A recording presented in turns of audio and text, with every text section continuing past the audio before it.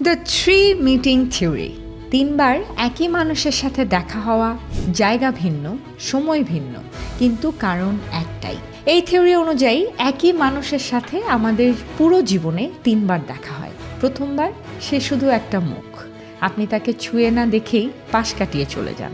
মনের ভেতরে কোনো দাগ পড়ে না, তখন আপনি বুঝতেও পারেন না সে কে ছিল বা কেন সে আপনার জীবনে এসেছিল।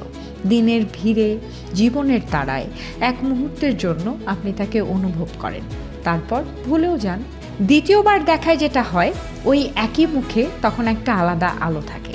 আবার আপনি চান তার কাছে যেতে, তার সাথে কথা বলতে, তাকে বুঝতে, কিন্তু সময় তখনও খুব কম। জীবন আপনাদের টেনে নিয়ে যায় ভিন্ন ভিন্ন মোড়ে, কারণ হয়তো আপনারা কেউই তখন প্রস্তুত ছিলেন না। আর এরপর আসে তৃতীয়বার দেখা হবার পালা। এবার আপনার জীবনে আসে একটা স্থিরতা। আপনি এখন আর কনফিউজড নন। ভালোবাসার নাম শুনে এখন আর ভয় লাগে না, কারণ এবার আপনি রিয়েলাইজ করেছেন একই মানুষের সাথে বারবার দেখা হওয়া তাকে পরীক্ষা করার জন্য নয়, বরং সঠিক সময়ে আবার ফিরে পাওয়ার জন্য।